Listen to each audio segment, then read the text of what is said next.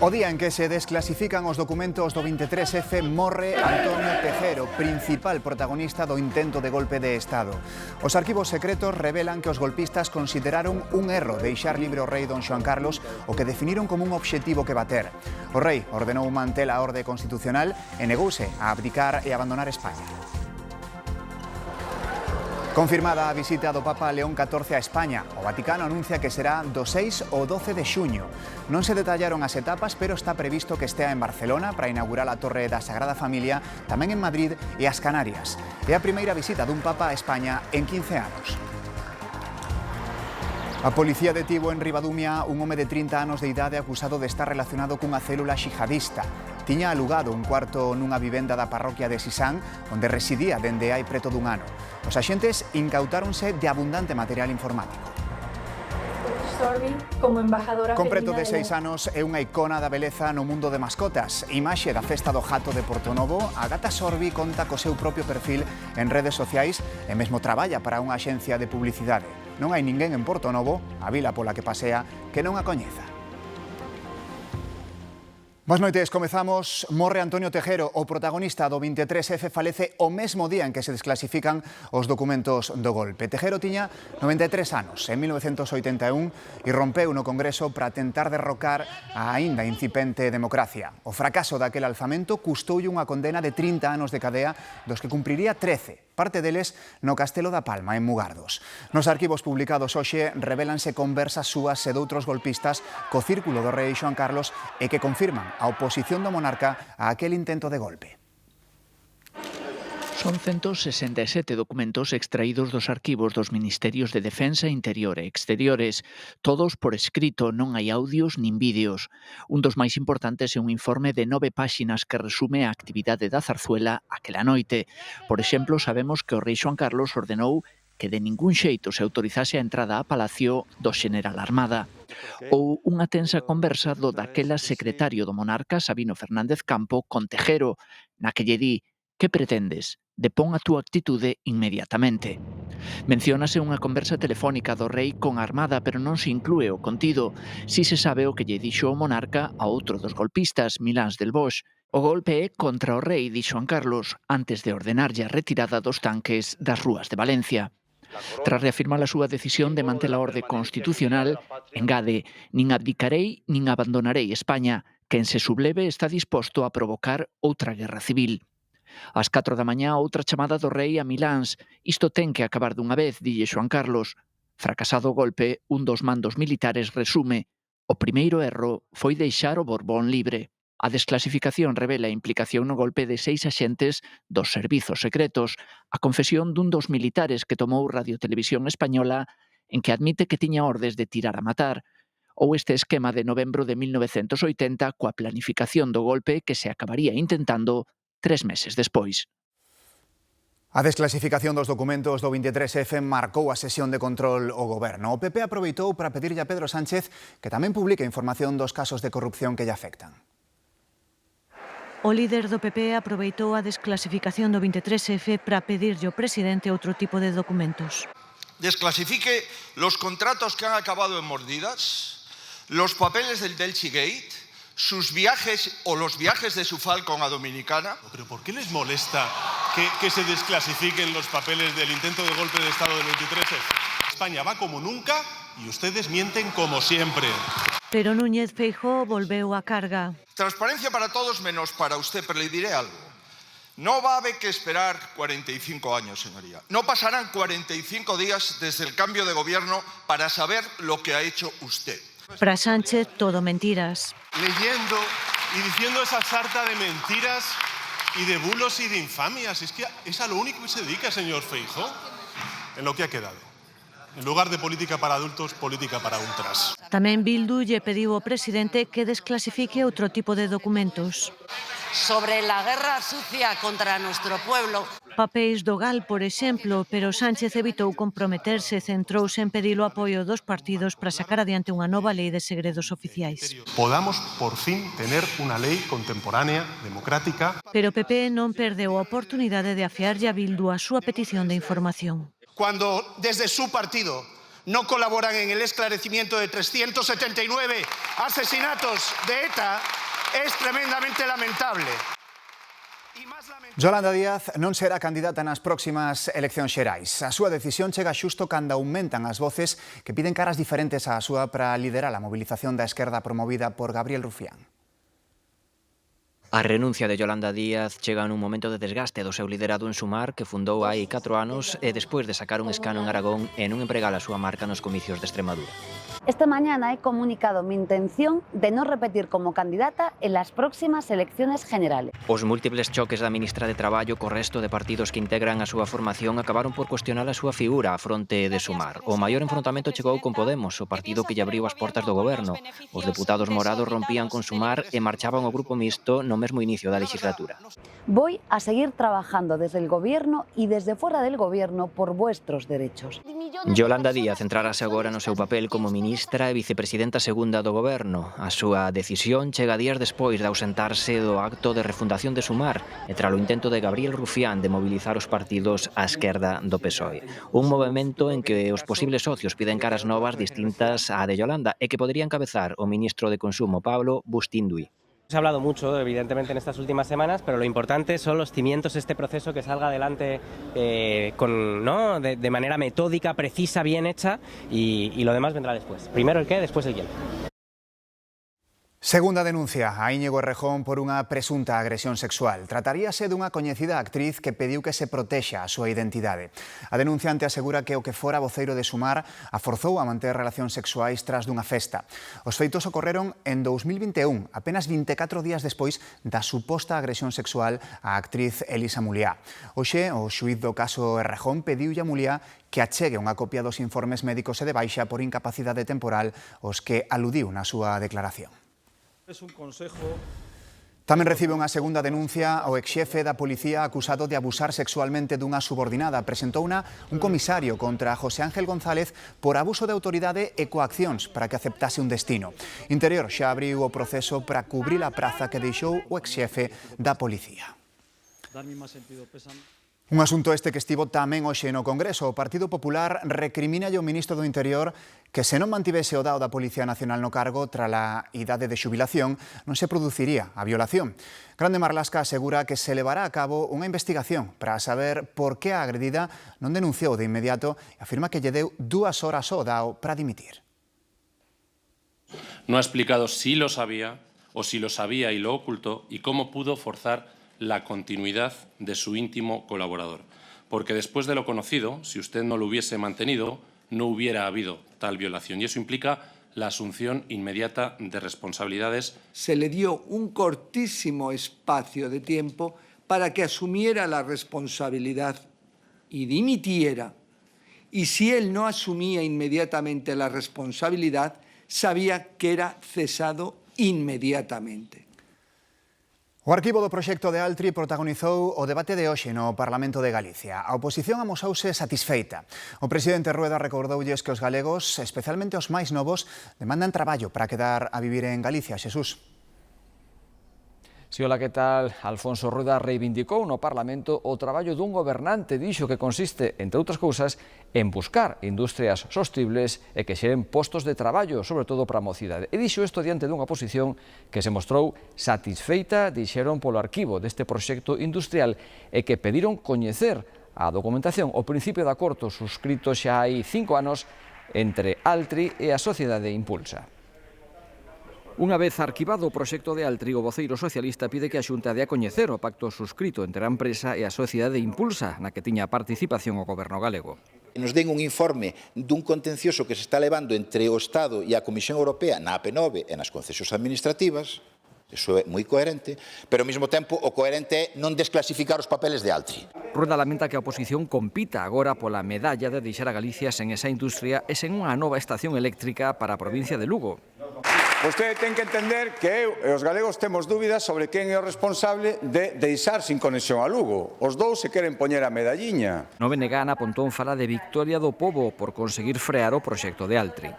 E teño que decirlle que sinto un tremendo orgullo dunha cidadanía galega que conseguiu parar esa bomba ambiental.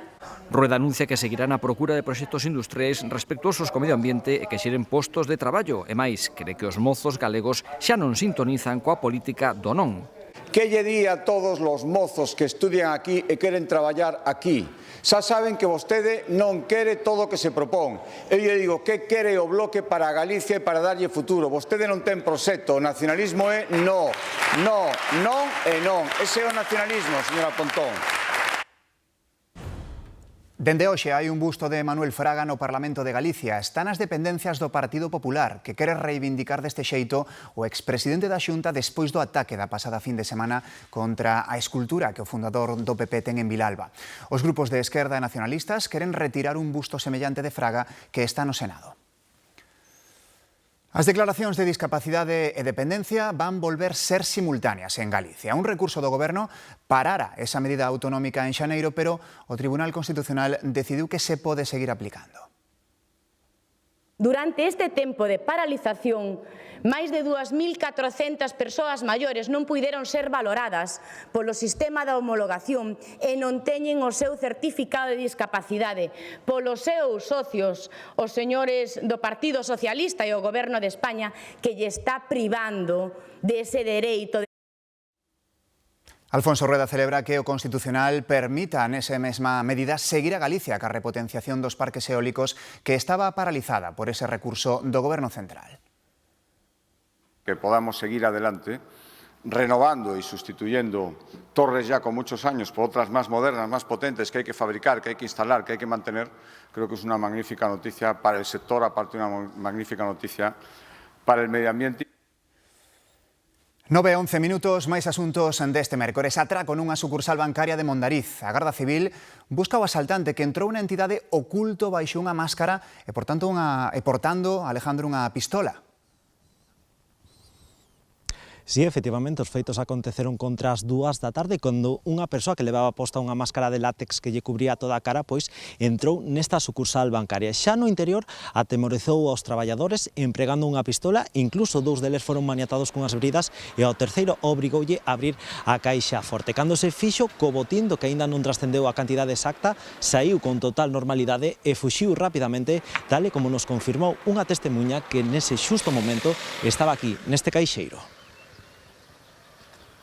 Yo estaba en el cajero y pregunté si podía entrar, me dijeron que estaba cerrado y en un momento salió un hombre, me pareció que llevaba una máscara, pero como no lo vi bien, dije yo, no. Pero ya vi que salía el chico maniatado y preguntando a dónde se había ido. Se marchó como si nada, la verdad, abrió el paraguas y se fue tranquilamente por la calle. Nova detención por xihadismo en Galicia. A Policía Nacional detivo un home en Ribadumia pola súa presunta relación co terrorismo islamista. O arrestado vivía, segundo algunhas testemunhas, nunha casa da parroquia de Sisán, en Ribadumia, onde os investigadores se incautarían de diverso material informático presuntamente relacionado co consumo e difusión de propaganda xihadista. A operación comezou este martes e aínda continúa aberta. A prudencia indícanos que cando unha operación policial está en marcha, como pode ser esta, vamos a deixar traballar os corpos de seguridade do Estado porque siga aberta. Por lo tanto, eu diríalles que vamos a esperar a que teñamos noticias. Galicia, pese a non ser unha zona considerada prioritaria nos mapas de radicalización, rexistrou un aumento de casos nos últimos 2 anos. Hai pouco máis dun ano, un operativo conseguía desarticular unha presunta célula xihadista formada por 3 persoas en Pontevedra. Hai un mes, a Policía Nacional detiña unha muller en Ferrol que colaboraba co Daesh. En España e en Galicia, as comunidades musulmanas soen ser moderadas. Isto é compatible con que existan pequenos grupos radicalizados ou persoas illadas que se autorradicalizan. España pechou o 2025 cun récord de detencións por xihadismo con máis de 100 arrestos en varias comunidades, especialmente no litoral mediterráneo, Cataluña e Madrid, onde é máis elevada a actividade contraterrorista. Desde el 11M en España se han llevado a cabo más de 1.000 operaciones, se han llevado a cabo más de 1.000 detenciones por terrorismo yihadista en 466 operaciones. En Galicia, a provincia da Coruña é a que acumula máis delictos deste tipo. Un tribunal de Indonesia condenou a 18 anos de cárcere os dous asasinos da turista ferrolá Matilde Muñoz. Os condenados son un empregado e un extraballador indonesios do hotel onde se aloxaba a vítima. A sentenza coincide ca petición de pena que fixo a Fiscalía polos delitos de homicidio, asasinato premeditado e roubo con violencia. A familia de Matilde Muñoz amosouse satisfeita ca condena, aínda que recoñecen que aspiraban a que fose máis dura. E a Garda Civil busca en Pontevea a un desaparecido, un home de 52 anos, un veciño de Teo. A alerta deuna a súa filla este mércores e activouse o protocolo de rastrexo dos servizos de emerxencias. Os axentes atoparon o seu coche á beira da ponte do río Ulla. Nas operacións de busca que se retomarán mañá pola mañá tamén participaron mergulladores da Garda Civil. Precisamente a Garda Civil desmantelou unha banda criminal que operaba na contorna da Coruña. Hai 2 detidos os que acusan duns 30 asaltos, Patricia. Sí, a Garda Civil bautizouna como Operación Currelos e na mesma detiveron a 2 veciños de Arteixo e da Laracha como responsables duns 30 asaltos na área metropolitana da Coruña. Por exemplo, aquí en Cerceda asaltaron a gardería, o auditorio, tamén o campo de fútbol do Roxo. Foi precisamente este aumento de roubos nesta zona o que levou a Garda Civil a desconfiar a iniciar unha investigación. Descubriron que actuaban de xeito itinerante por distintos concellos dos arredores da Coruña. Finalmente conseguiron detelos mentras cometían un roubo aquí en Cerceda. Tiñan un local na Laracha donde gardaban todo o sustraído. Os 2 foron xa enviados a prisión. Grazas, Patricia. En Moaña, os veciños queixense de 2 persoas que ocuparon unha vivenda, que causan altercados e que protagonizan delitos.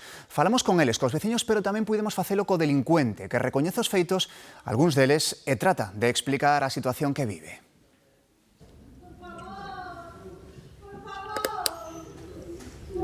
Berros e aos poucos minutos. Tiraron platos pola ventán, romperon cristales, ela na medio da carretera gritando. É o último incidente en plena noite dunha parella que trae de cabeza a veciñanza do barrio do Real. É o último, pero dende que ocuparon esta vivenda, os altercados son noite e día. O problema é máis que a ocupación, os hurtos que hai, que roubou aquí ao lado tamén, entón todos os comerciantes temos moito medo. Pensaron que marcharan, pero hoxe seguían na casa. A ocupación sumanse os roubos, furtos, delitos contra o tráfico. El xustifícase. Mi comportamiento, pero que entiendan también que no estoy, sino llevo varios años pasando por una situación muy complicada. Que me acusa de diferentes delitos. Sí. ¿Qué tipo de delitos? Pues la mayoría son hurtos para sobrevivir. Estoy en moi mala situación.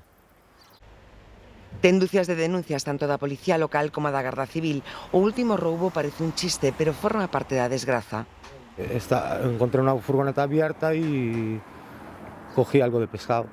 Juli, ¿quieres rape? Lo tenemos congelado de esta noche. Que andaba vendendo bragas con etiqueta e todo.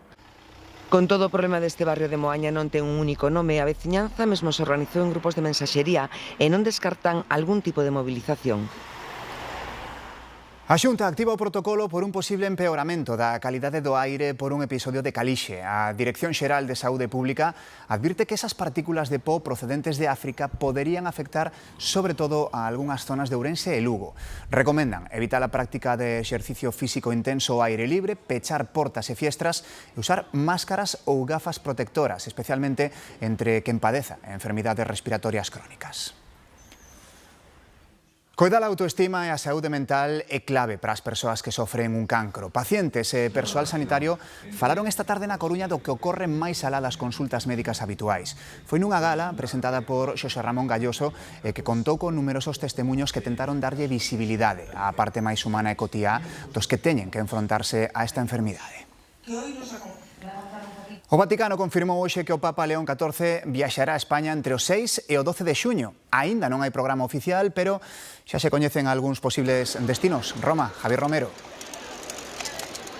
Si, a Santa Sé xa fixo públicas as datas desta viaxe a España, será do 6 ao 12 de xuño, unha das viaxes máis destacadas deste ano. O que non dixo foi o itinerario concreto, aínda que os medios do Vaticano xa sinalan que será en Madrid por ser a capital, Barcelona para inaugurar esa Torre de Xesús da Sagrada Familia e Canarias pola cuestión migratoria. Nas vindeiras semanas, nos vindeiros meses, a Santa Sé confirmará se este é o itinerario definitivo ou se engaden outras paradas, outras cidades.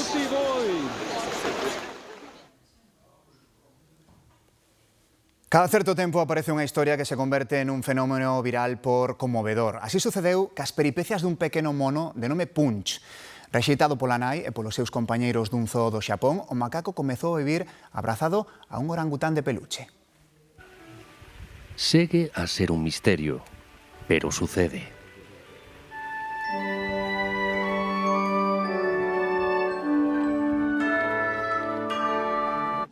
Nunca se sabe cando pode unha historia conmover en masa, na rede e en persoa. Pero con algunha sucede. Caso deste zoolóxico do Xapón, onde vive o xa famoso Punch. A nai deste pequeno mono rexeitouno. Tamén o rexeitaron os outros monos, así que el tirou de peluche. Os animais e o ser humano necesitamos contacto físico. Non só ter as nosas necesidades de alimentación cubertas, senón o contacto físico con esa figura de apego. En este caso é un peluche. Un orangután de peluche, xa con moito éxito tamén el, é moi vendido. Razóns teremos os humanos para nos comportar así. Razóns terán os monos, que ás veces tamén cambian de razóns. O pequeno mono Punch acabaron por aceptalo os outros monos. Temos unha información de última hora. Cando son as 9:21 minutos, faleceu unha persoa nun accidente de tráfico en Taboada, en Lugo. Hai tamén unha persoa ferida. Tentaremos continuar informándolles desta última hora da que dispoñemos a través das conexións da Radio Galega e tamén, por suposto, estarán perfectamente informados a través da nosa páxina web g24.gal. Cambiamos de asunto, falamos agora doutro animal que tamén se fixo famoso nas redes, como este último macaco que viamos, Sorbi, unha gata que gañou o cariño dos veciños de Portonovo e mesmo traballou como modelo publicitaria. Como unha modelo na pasarela, Sorbi percorre a varanda da praia de Caneliñas en Portonovo da man da súa coidadora. Nada máis chegar fixose un oco na vila, tanto que foi protagonista do cartel da Festa do Jato varios anos. Era pequeniña, pois como ahora, non? Collía, poñía mano no ombro e iba por aí. Entonces, claro, todo o mundo a veía e, Sorbi, Sorbi. Entonces, como os que organizan a Festa do Gato son amigos meus, dixeron, pois nada, Sorbi protagonista. Sorbi, que debe o seu nome á canción Con un sorbito de champán, a preferida da boa de Jéssica, conta co seu propio perfil nas redes sociais. Que estaba de baixa, que estaba recén operada, e unha amiga díxome, falle unha conta, non sei que é moi bonita, tal. Bueno, e fixen unha conta así, porque miña amiga Alba me insisteu. Ojalá fora influencer de verdad, pero bueno, creo que ainda lle queda un pouquiño. E de aí mesmo lle saíron algúns traballos. Pouca cousa, porque normalmente o que lle din de publicitar non lle gusta. A gata vive entre Portonovo e Barcelona cos seus coidadores, desfrutando dos mecos que recibe e que agora comparte con outra gatiña. No aniversario de George Harrison, hoxe cumpriría 83 anos, queremos coñecer a outra cara do chamado Beatle tranquilo. Esta foto desvela unha das súas paixóns. Desde mozo foi co seu pai os circuitos de Fórmula 1 e mesmo tivo ocasión de probar un monopraza. Ese que ven na foto é el. Conservaba acreditacións, fotos cos pilotos, era un auténtico fanático e dedicoulle unha canción ao mítico Emerson Fittipaldi. Mesmo apoiou poñendo cartos a Damon Hill, igual se lembran del, un piloto que remataría sendo campeón do mundo. Tamén financiou unha das obras mestras do cinema de humor, A vida de Brian, dos Monty Python, hipotecou a casa para que se fixera a peli. Harrison explicou de xeito moi simple. Puxo os cartos porque quería vela. Con ela quedan. Ata mañá.